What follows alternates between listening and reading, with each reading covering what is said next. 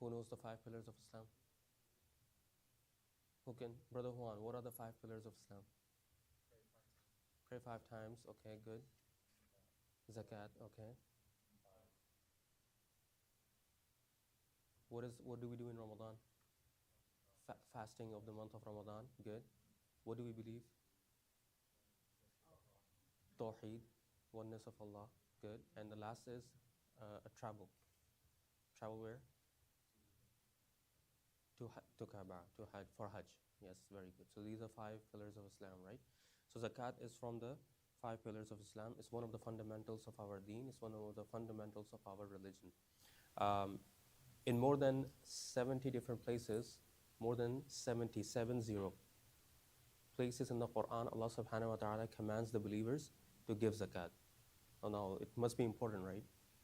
If 70, for Allah subhanahu wa ta'ala, one command is enough. For the believers, one command from Allah, give zakat. Khalas, that's finished. But why is Allah subhanahu wa ta'ala repeating 70 times, give zakat, give zakat, give zakat, give zakat? Then it's more than obligatory. It's more than obligatory, right? It's highly emphasized obligatory. Don't miss it. So, and what's interesting is zakat is almost always combined with the prayer. Aqimu salah, pray or establish your 5 daily prayers, and give zakat, atu zakat. So Allah subhanahu wa ta'ala in 70 places in the Quran has mentioned zakat with the 5 daily prayers, right? Allah subhanahu wa ta'ala says, وَأَقِيمُوا الصَّلَاةَ وَآتُوا الزَّكَاةَ وَارْكَعُوا مَعَ الرَّاكِعِينَ. Establish your 5 daily prayers, give out your zakat, and bow down with those who are bowing down. And in the prayer, bow down with those who are bowing down. In another place, Allah subhanahu wa ta'ala says, establish salah, give zakat, and fulfill your oath when you take an oath. When you give a promise, fulfill those promises, right? So in many different places, there are 3rd and 4th action items as well. But the first two, establish prayer, give zakat, is coming again and again, repeated again and again in the Quran. So this is something that you will notice in the Quran. Something that is very fundamental in the deen is very clear. Something that is from the fundamentals of the deen. In Arabic, we call it usul ad-din. What do we call? Usul ad-din. Something that is the fundamentals of the deen. There is no ambiguity. There is no disagreement. There is no confusion. Crystal clear. For example, salah, 5 daily prayers. More than 70 places Allah subhanahu wa ta'ala is commanding us to establish the 5 daily prayers. Yeah? And so there's no confusion. There's no confusion. Everybody agrees we have to pray 5 times every day. Okay? No confusion. Nobody, there's no scholar no school, no scholar will say that, instead of 5 daily prayers, there's only 1 prayer. Right? Nobody would say that. Right? Yeah, I mean, nobody from the Muslims who would say that. I need to make that correction. If somebody is making that claim, then they are not Muslim, right? Obviously. Because they're rejecting something that is fundamentals of the deen. It's clear, it's crystal clear. Another crystal clear is Tawheed. قُلْ هُوَ اللَّهُ أَحَدٌ. Say Allah is one. Say He is one. Tawheed, oneness of Allah subhanahu wa ta'ala. No confusion. No Muslim would be confused whether we have one God or we have more than one God. I don't know whether we have one God. No. Everybody's on the same page. One God, right? Some people's, their entire theology is philosophical. 3 in 1. God is here, God is there, God is nowhere, God is everywhere. You know what I'm talking about? Trinity, right? Their entire theology cannot be explained. They don't understand, they cannot explain. Yeah? That's not a theology that can work. Yeah? If you're not able to understand yourself and you're not able to convey that message to somebody else, explain it to somebody else, that's not a workable theology, right? It doesn't make sense. That's the big problem over there. Tawheed is clear. It's widespread in the Quran. Usuluddin. Zakat, more than 70 times. Usuluddin. Perform Hajj, very clear in the Quran. Usuluddin. Right? There's no confusion in the Hajj. Nobody is like, should we go for Mecca? There's a difference of opinion. Somebody says go to Mecca. Other says go to North Pole. Yeah? No, nothing like that. Everybody agrees. Hajj is going to be where, Muhammad? In Mecca. Right? That's where it has to begin. right? So usuluddin in Islam, they are fundamentals, and there is no difference of opinion on this, and they are agreed upon. They're agreed upon. And this is the beauty of Islam. This is the beauty of Islam. Yes, there will be difference of opinion in specific details on how to pray. Specific, where to fold hand, where to do this, where to do that, how to do this, what has to be recited, and what must be recited. Can you see the difference? There's a slight difference in the emphasis. That will be a difference of opinion among the scholars. Yes, no problem, right? But usul, that's not usul of the salah either. That's not usul of deen. Usul of deen establish your prayer. Are you establishing the prayer or not? Are you giving the zakat or not? Right? Difference would be among the scholars that zakat is obligatory on some certain assets, or zakat is not obligatory on certain assets. But everybody agrees zakat is obligatory. You have to give zakat. You understand? All right. So this is one consistent pattern you will see in the Islam, that our usuluddin, the Islam's usuluddin fundamentals are clear. Anytime somebody from the Muslim community, comes to you and starts arguing with you, debating, trying to debate with you, instigate you, try to make an issue out of something that is not very clear in the Quran, then you need to know that this is not from the usul ad-din. It's not from the principles and fundamentals of the deen. Even if there is a legitimate scholarly discussion on this, if it exists, right, then you know that this is something of a secondary nature, not a primary nature. It's okay. You don't need to worry about it. You understand? Okay? All right. So because there are all kinds of people that you will come in interaction, so that's why sometimes I give you these tips as well. People, they overemphasize things that are not to be emphasized. The religion did not emphasize, but they themselves think it's emphasized, right? So they passionately come to you and tell you this needs to be done, when the Sharia has not put that much emphasis on it. Okay? When that issue comes, you will know, and then you can contact me, inshallah. Now, zakat. The second topic I want to discuss whenever we talk about zakat is, what is zakat? Is zakat a tax? What is zakat? What do you think? What's the difference between zakat and a tax? Everybody pays tax. Anybody who ditches tax, who does not pay the tax to the government? Don't raise your hand. So what's the difference between the tax and the zakat? Yes, Ahmed.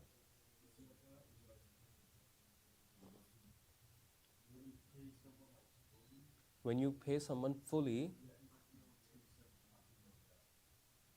and you don't take something from them, what does that mean?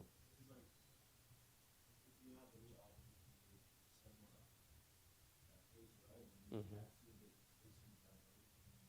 So the government tax you by taking some money from you. Okay.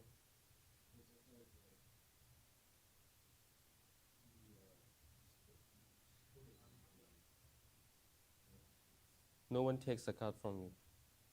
So then what do you do with the zakat?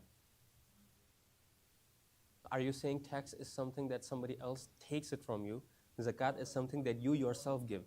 Is that what you're saying?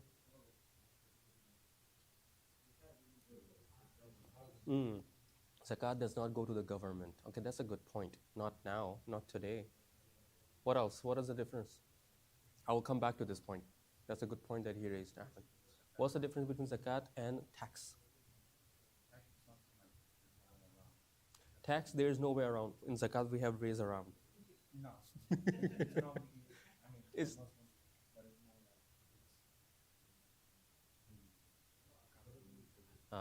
so zakat is coming from my heart. I'm giving zakat.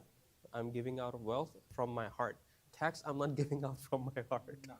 No, I'm not. My heart is not pleased with giving tax, but my heart is pleased with zakat. Okay, I like that. I like that. This is a good one too. Yes, Muhammad.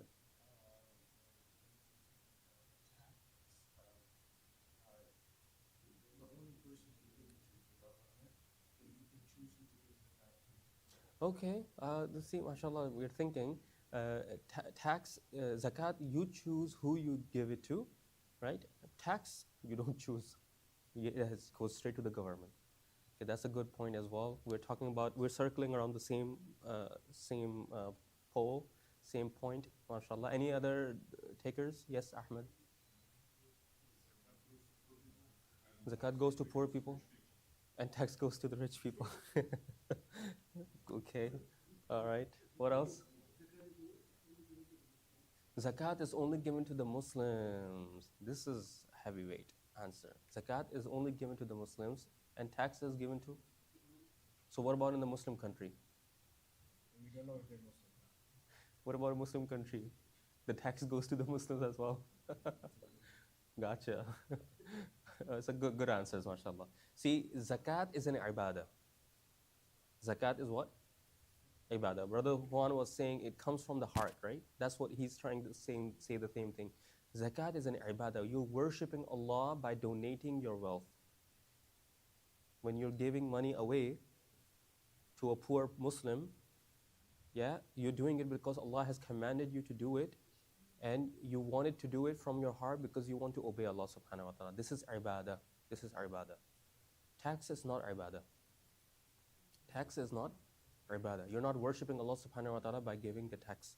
Tax is something that is imposed upon you by the government. Okay, you have to give it. You're obligated to give it, yeah? Because in exchange, you're supposed to be getting services from the government in exchange of those taxes, right? That's the deal. But it's not an act of ibadah per se. So that's one of the major difference. And what Ahmed initially was saying, zakat initially was actually something that Muslim state used to collect. It was not an individual dispersal of zakat. You wouldn't go around the town giving zakat, finding poor people and giving. That was not your responsibility initially. This was the responsibility of the Muslim community's governance body. The city governance, yeah. When Muslims were in Medina, the governing body of Medina, Prophet ﷺ, the companions later on, right, they would collect the zakat. So the government would collect the zakat, and they would disperse the zakat to the poor people of the society. Okay? So in that aspect, it comes very close to tax, which is the same thing that the government today is doing with the taxes, right? They take the tax from you, and then, technically they give you services in return. And if you're poor or whatever, they give you this service or that service based on the economic status. Yes? So, but in zakat, this is an act of ibadah which was initially the responsibility of the state. That's why the Prophet ﷺ, when he sent Mu'az ibn Jabal to Yemen, there are a few advices the Prophet, peace be upon him, gave him. One of the advices that he gave to Mu'az ibn Jabal radiallahu ta'ala anhu was to be easy upon the people in Yemen when he's collecting zakat. That's why if you see the seerah, this is why the Prophet ﷺ is advising them. Don't take the most expensive animal. Don't take the most weakest animal. Take the animal that is in the middle. There's zakat on animals. Goat, sheep, camel, and stuff. They're the assets, right, of that society. So, so they were supposed to choose a medium category, not A category, not C category, rather B category. A category is very wealthy, very, very valuable. If you take it, it's good for the state, but it's a loss for the owner because it's a gem, right? And if you take the category C, it's bad for the state because it's a weak animal, not good. So it's good for the owner that he got rid of it, but it's bad for the state. It's no good for the state. So it's both ways to keep it balanced for both, that is beneficial for both. The Prophet ﷺ advised to keep this category B. Does everybody understand what I'm trying to explain over here? All right. But things happened later on, especially because of the colonization and all. So zakat became a private affair. Zakat now became a private affair, and most of the Muslim countries, or since we are living in a non-Muslim country, we don't have to deal with the government when it comes to zakat. Now it's our individual obligation that we have to find the actual poor and needy and fulfill the zakat to them. So it was initially commanded as a private, personal obligation, right? It is a personal obligation to give zakat. Yeah. To whom it needs to be given? The responsibility of collecting and dispersing. Yeah, the command is the same. Yes, the command is the same, but the responsibility of collecting and dispersing was upon the governing body, right? Because the poor people, they know where the poor people are, right? They can create avenues, they can collect all this fund, and then they can disperse rations and this and that for the poor people. Whereas you will have to like really go down into the society, find the actual poor people. Yeah. So it was an interesting way of social service, basically, back in the days. And one of the, from economic perspective, one of the benefits of zakat is it actually eradicates extreme poverty. It has in Islamic history eradicated extreme poverty. There's poverty and there's extreme poverty. Does anybody know what's the difference between the two? So poverty is below the poverty line. But what is extreme poverty? Starving, okay, yes. Hmm? Like, extreme poverty is like the city itself, like, doesn't have that many resources. Yeah, no, city does not have resources, starvation, and this and that is drought. Yeah. So think of it this way: a person who does not have any means of survival, no means of food or anything for a day. Right. So that's extreme poverty. Yeah, no shelter, no food for the day. That's extreme poverty in our context, in our time, right? Whereas a poor person, a poor family could be struggling with poverty, but they're going day to day. They're going week to week. They're living paycheck to paycheck. They're living week and week basis, monthly or bi-weekly basis, right? Paycheck to paycheck. So those are the poor people. They're not in extreme poverty. They're just barely surviving. They're in the survival mode. They still have something to eat. They still have a shelter, stuff like that. But they're just on the edge. Anything can happen to them. Somebody got sick, now they're screwed. If they got sick, they got screwed, right? This is what happens when you're living paycheck to paycheck. May Allah protect us. So extreme poverty is eradicated by zakat because you're taking from those who have and you're giving to those who do not have in the Muslim society. So it's basically uplifting the very bottom of the Muslim community, very bottom base of the Muslim community, and giving them a jump start. It's like a kickstart. You go to a car, the car is good, but it's not starting. It's not starting, right? So what do? You pull out the jump cables, and you give it a jump, bang, right? And now the car is running and it's good to go. So it's just a jump start, okay? It's not gonna make you wealthy or anything. It's not supposed to. It's just supposed to give you a boost. A chance to survive, a chance to survive. And subhanAllah, there was a time in the Khilafah of Umar ibn al-Khattab radiallahu ta'ala anhu that a time came that there was not a single person in Medina Munawwara, in the city of Medina, who was looking to receive zakat. Extreme poverty was eliminated. Yeah, and this has happened in multiple instances throughout Islamic history. So it's possible. If you have extreme poverty in the Muslim community, that means somebody's not giving zakat, scholar says. If you wanna know that all the Muslims are paying zakat, you see whether there are extreme Muslims in the extreme poverty in the Muslim community or not. Yeah.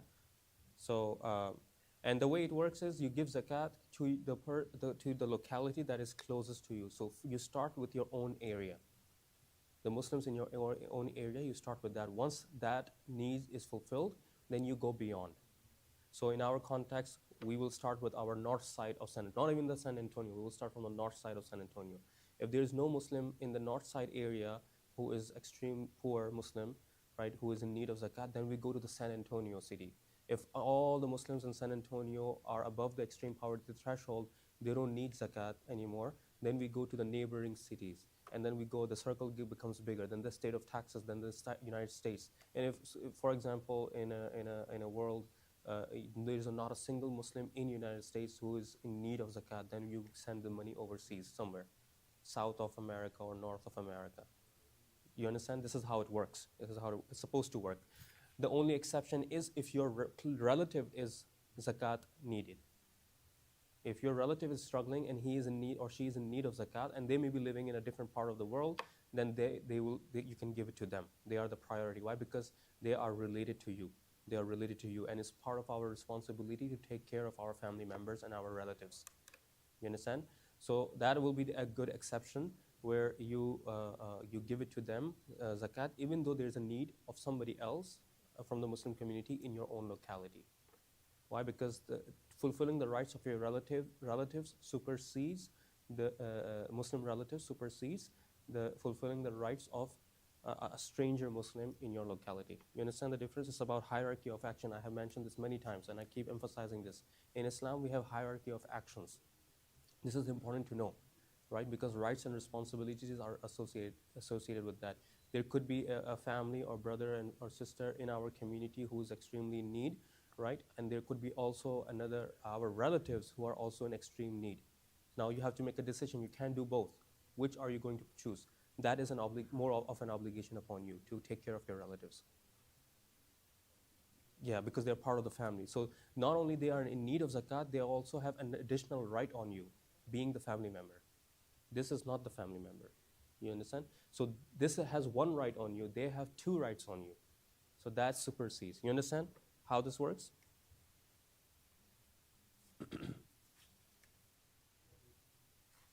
Yes, Muhammad. Yes.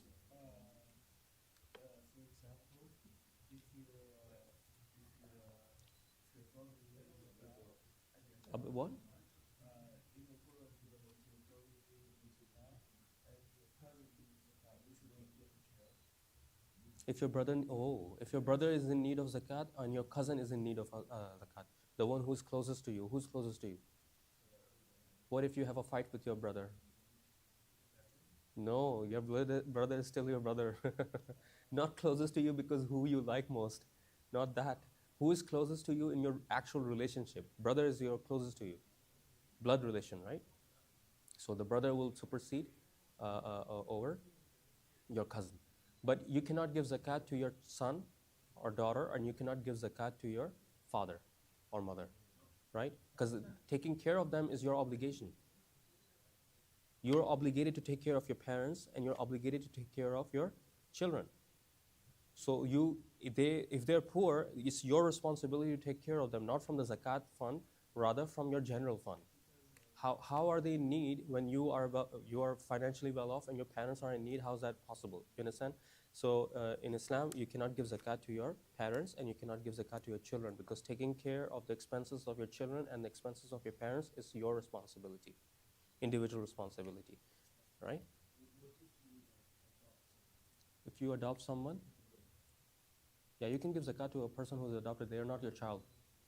They can never be your child. In Islam, we don't have adoption. We have a sponsorship of the orphans. Okay?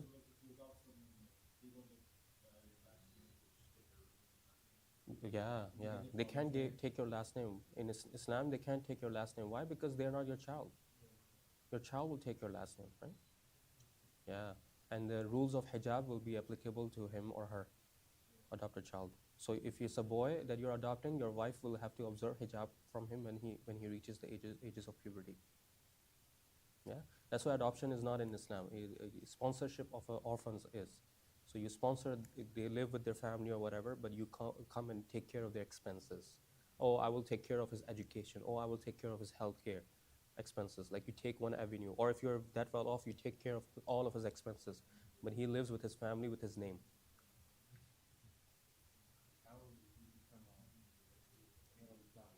How, what? Yeah. From the previous marriage? Okay.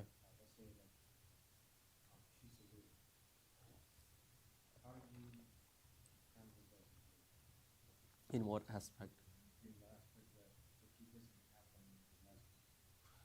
So the kid does not have a last name because he is the son of some other man from the previous marriage, right? She's a widow, right? So in that case, he will have the name of his father. But now because you married his mom in this scenario, then she's your wife, he becomes your stepson, right? So he has his own last name. He can't take your last name, but you will still be able to responsible to take care of him, being your stepdad for him. So it's not you're not sponsoring an orphan or anything. You married his mom. So he's your stepson now. Okay? So there's a degree of responsibility that comes on your shoulder through the wife. It's good. Oh no, this is good. This is good. MashaAllah.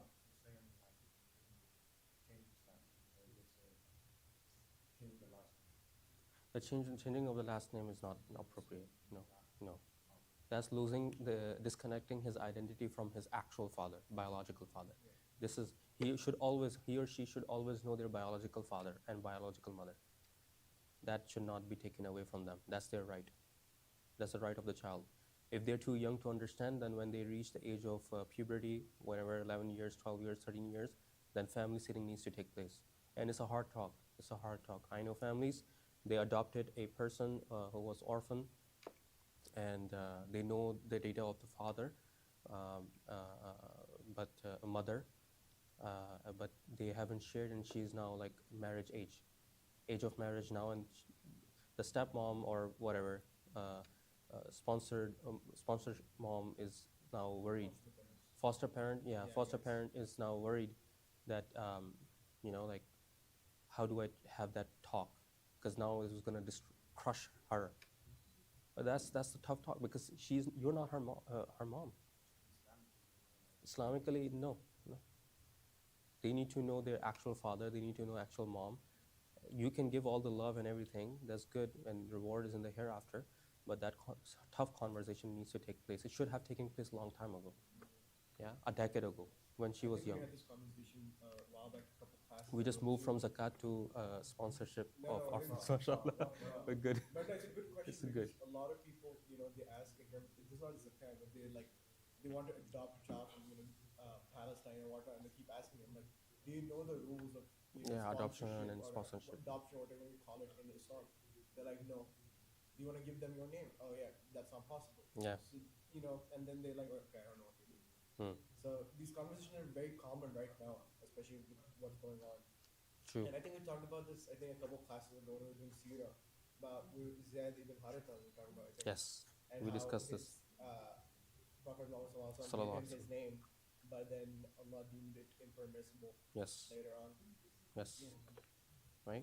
Upon whom zakat is obligatory, upon whom the zakat is obligatory. It's obligatory upon a Muslim.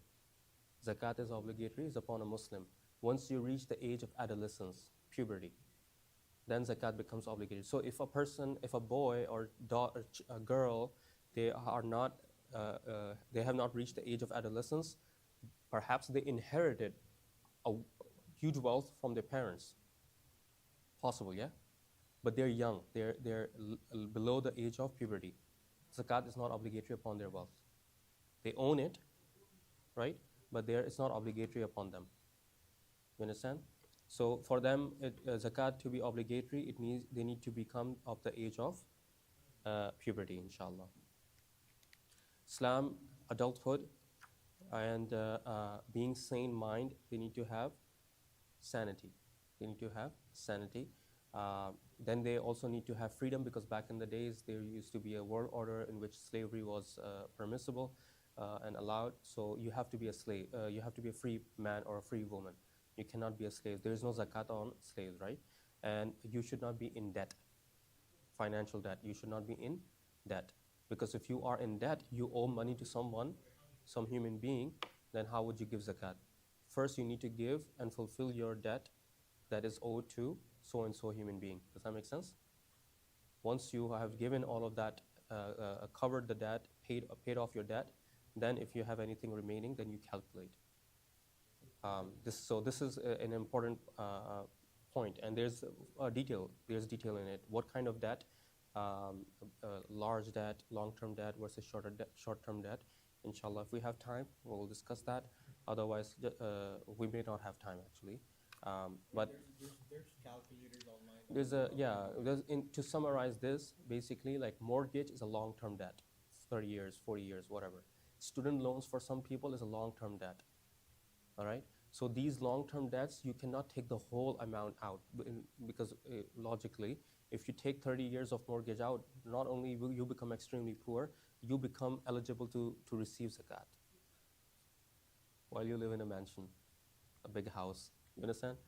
Why? Because 30 years of payments, you're taking the debt of the entire property's value or cost, right? You're deducting.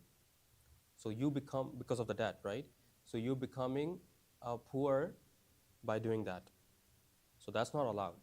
That's not allowed. So what are you able to remove, or what are you able to deduct? You removed or you deduct, some scholars say the monthly cost, the monthly payment. So there's a mortgage or whatever payment monthly that you're paying, just like a rent or something. So you're paying that off, right? So what that is due, that's a short-term debt. Some people say that, some scholars say, okay, you are allowed to take out this year's payment. This year's payment. So we are in the month of February. So from March all the way to December, you can take all of that amount out. Other scholars, they say that no, just the current month. Take out the debt that is due in the current month, which is current liabilities in the accounting terms. Yes, accounting. See, in Islam we have Islamic accounting. Zakat is all accounting. Okay, there's current liabilities. Current liabilities, everybody understand what current liabilities is? It's due right now. Current liabilities due right now. Your cell phone bill, your internet bill, your rent, mortgage, water bill, electricity bill. What other bills do we have? Insurance. What other bills? What are the bills? Yeah. The car payments. What else? Well, the electricity, water is done. Utilities. Gas. Okay, if you have gas, yes. What? Healthcare. I already mentioned health insurance. Internet payment already mentioned. What else? What else people pay? What? Electricity, yes, already mentioned. Utility, yes. Rent mentioned. Okay, so these are all current liabilities. Every month they are due. Yes, you have to pay them. These are fixed costs of living over here.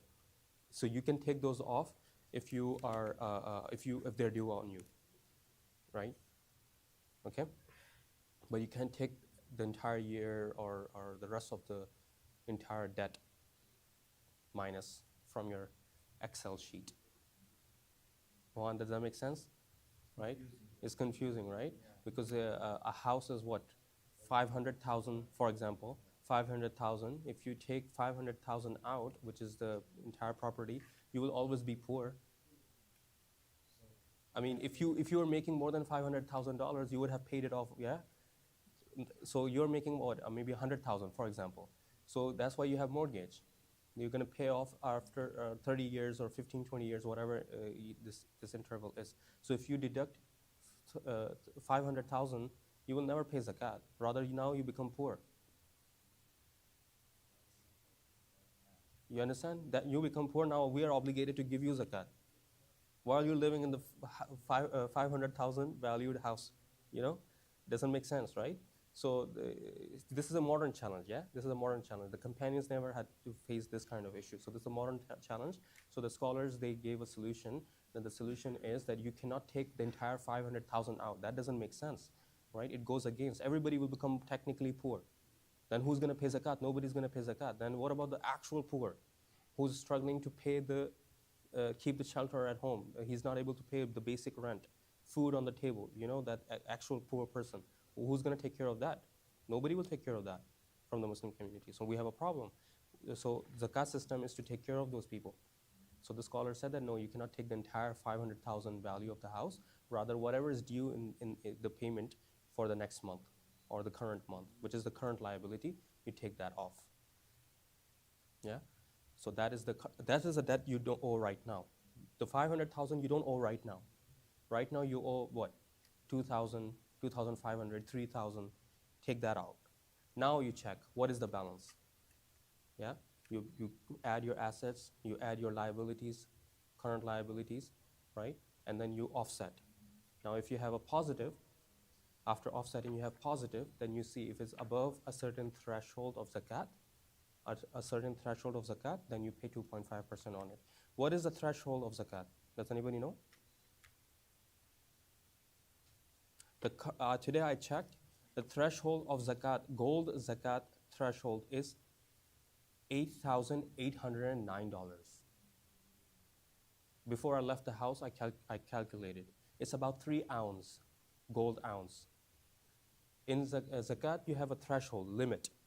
If you're above it, zakat becomes obligatory. If you're below it, zakat is not obligatory upon you. Rather, you are eligible to receive it. You're eligible to receive it if you're below it. below a certain threshold. So, but if you're above it, above a certain threshold, then it becomes obligatory. So you have to find out whether you are above or not, right? Currently, if your assets minus liabilities equal $8,809 or above, now zakat becomes obligatory. 2.5% becomes obligatory on you. Okay, this is the gold nisab. There's also a silver nisab, but in America, silver nisab does not work. In America, silver nisab does not work. What is a silver nisab? Does anybody know? Gold and silver. The threshold, the criteria is based on the value of gold and value of silver. The classical understanding has been whichever is anfa' lil fuqara, whichever is helpful for the poor, whichever makes you eligible for zakat, to give zakat quicker. And traditionally, during the time of the Prophet ﷺ, the gold and silver, they were head to head. They were of the same value, right? And as time went, gold kept going up faster and silver went very slow. So today, the silver of 1 ounce is $32. 1 ounce of silver is $32. 1 ounce of gold is $2,936. You see how huge of a difference that is?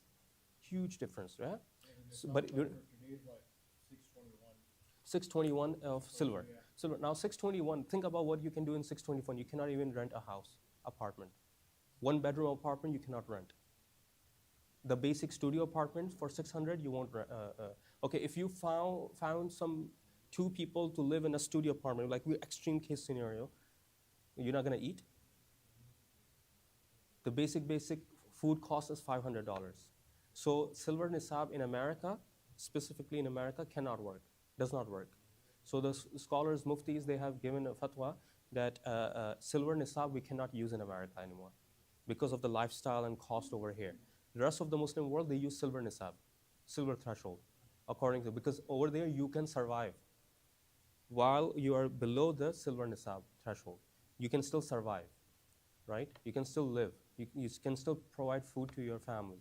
You can do all of that. You can have a house. People own house. They live in their own house, not rental property. They live in their own house, and they're still able to provide food to their family. They live in poverty, but they're still able to do it, and while below the silver nisab. But in America, it's impossible.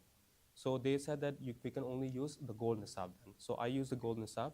So if you have the net wealth asset of 8,809, then you will be required to give 2.5% on that wealth. Does that make sense? Now we also running out of time. There's a lot more detail. What are the assets that you need to add? So if I can go quickly, cash, any currency. Convert any foreign currency into dollars, US dollars. Combine all of them. It's accounting. Add all of this cash that you have. Checking account, savings account, add all of them. Right? If you have 401k, treat it as a cash, add that value as well. Okay? If you have gold bars, jewelry, coins, whatever, find the value of the weight of the gold and add that value to your cash. Right? If you have any silver or anything, any stocks that you have owned, find the value of your stocks of the current day, add those value into your cash. You're adding assets. These are your assets, okay? These are your assets. And if you have any inventory, maybe you have a cell phone shop, so you have all these cell phones not for your personal use, but to sell. So all of that merchandise is zakat eligible. Yeah, if you have a car dealership, you sell cars, all those cars that are in the lot for sale, that are inventory, not your personal car. There's no zakat on a personal item. But the car that you're selling for trade, that is an inventory. Zakat will be obligated. So you find all the value and you add that. If you are a business person, That's an asset, right? if you have any online business and you have things that you're selling online, you find the values of any merchandise. So Like this, technically other businesses, they do like something called like net 30, where technically they don't own the thing for like 30 days. It's not due. It's like, no, that's a different thing.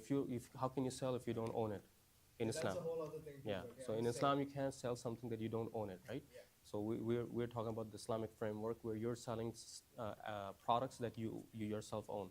Otherwise, that transaction is invalid in Islam. So you're selling whatever product that you are selling, the value of that will be also added in the inventory, stocks, If you have 401k, you have a health. There's a health investment saving account as well that people open. There's money that is saved, and the companies match, right? So that you also the value add. Even if you don't, are not allowed to take it out currently, you still add it because it's still your money that is going to be available upon its maturity. So you add all of that, right? This is your asset sheet, asset side. Then you have a liability side, and as I mentioned, all of those liabilities, this utilities, rent, mortgage payment, health insurance, car payment, this payment, that is due in this month currently, right? Or you borrowed monies from someone, you owe them that money back, right? So you start removing all of those. We will add all those liabilities and minus them from the asset. Now you see what is the net. What is the remaining? What's the last number that is remaining? If the last number is above 8,809, right, which is the threshold, gold nisab, now 2.5% will be on that total amount, remaining total amount. I have the entire spreadsheet that I use. Assets on minus debt equal. Asset minus liabilities. The asset minus liabilities, and then you do 2.5% of that number, right? If it's above 8,000, above the nisab, yes. Monthly disposable income, that is due. That is due. Not a hypothetical disposable income. Yeah. The actual debt that you owe. Yeah, the debt that you owe.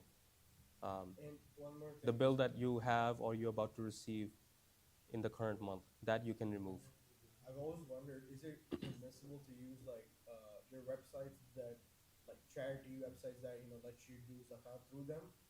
But See, this is a problem. In other parts of the world. This is a problem. I go with the caution over here. Back in the days when I didn't learn and I was just a regular person, I would pay online. It's easy. Just go on this website, that website of Muslims Relief and this organization, charity organization, and then you just give them zakat and they handle everything else. But the problem with the organizations is that your zakat does not 100% reach the poor. There's administrative costs, there's marketing costs. They're using your funds for marketing. Your zakat is not paid. So, certain websites have zakat eligibility. Yeah, but they say, don't charge you those costs. Yeah, but then with there's a most important part of the zakat is tamlik, ownership. The person who's receiving your zakat, they need to have it as an ownership. So that becomes a problem as well, because in these war-torn areas, tamlik becomes a problem. Ownership becomes a problem. So they buy like toys and stuff and they give it to the families like on Eid from the zakat fund. So it becomes a little bit tricky, and then whether there's tamlik taking place or not tamlik, they have this food spread. So they're giving food, from that fund, but that's not ownership. Ownership is you give something that you want to use it, you use it. If you don't want to use it, you can sell it to somebody else. That's ownership. I can do whatever I want with it, yeah? But you can't, if it's open food, like you give me this as a charity, like I can't sell this. Either I consume it, I throw it away. I can't sell this. This is not something that is resellable. You understand? So this is not zakat that is paid. Yeah? So there are a lot of mishaps taking place because of the situation. I'm not saying they're in ill intention. It's just the nature of the service that they're providing. Things are very volatile. So they have to make ends meet on the ground. But that does not fulfill the requirement of zakat. Zakat is particular. You give all money you want in charity for those causes, but zakat is very technical. It's only 2.5%. It's an ibadah, right?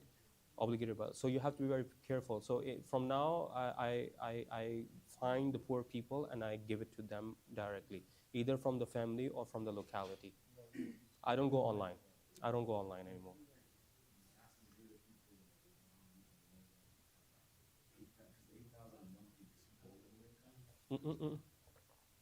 Not disposable income, assets. Not disposable income. Assets. You missed it, Gideon. For the past 30 minutes, I was explaining that. So now you will have to explain that to him, inshallah. Yes? It will be a review for you. Let's see how much you retained, inshallah. It's not a disposable. No, zakat has nothing to do with disposable income. It's about your asset. Yes? So there's more detail. Like the time is not enough. There are two books if you want to buy online. You can read this, the regulations of zakat, or simple, or buy both and read both. I would say buy both, read both. These are 2 books. Take a picture or anything. You should have this at home. Both of these books. This is my teacher. This is Sheikh Joe Bradford in America. He's a convert. Yeah, himself, he's a convert, mashallah. No. This is actual scholar, the Grand Mufti of Pakistan. This book has been translated into English by Maulana Sulaiman Bula. Yes, he passed away. This is Sheikh Joe Bradford, simplified zakat.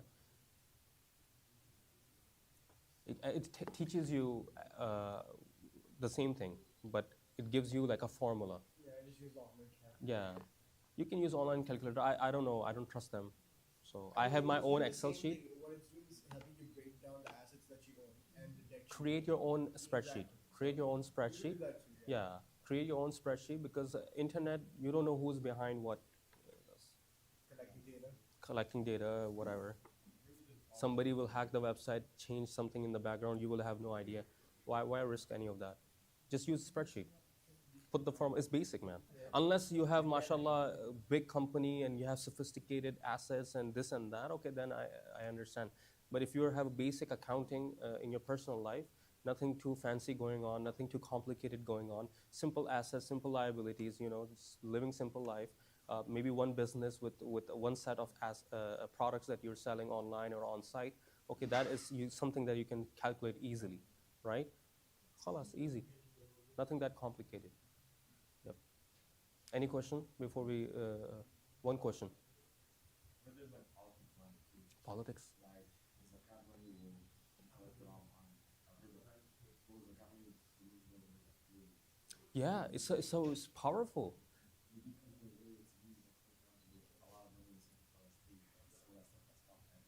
Yeah. So now what are you going to do? Your zakat is not paid then. Zakat is not paid until it reaches the recipient. It's not paid because your transaction occurred and your statement shows that it got deducted. That's not zakat paid. Zakat paid is when that money reaches actual person, human being, wherever in the world that person is. So now you're stuck because the organization was stopped at the border, for example, Gaza border, and now your zakat was not able to reach the Palestinians. And now what are you going to do with that food or whatever that was? Okay, now the trucks are standing outside. Your zakat is hanging. Like, it's just too much complications, right? Why risk on the day of judgment, they're not going to be held reliable. You will be. Yeah, find a human being in your locality, your relative or your actual human being in your locality, and go and give it to them. This is how zakat actually is supposed to be, because you have personal relationship, or a person face to face, that hey, this is the zakat, and the person also knows that community takes care of me. Like, I'm not alone. The poor person also feels that I'm part of this community. Like, there are people who care for me. This is how the brotherhood is established, right? If you're giving this automatic, somebody, a stranger is coming overseas, and the people over here are not getting any help, they feel left out. At some point, they will feel left out. This is what is happening in America.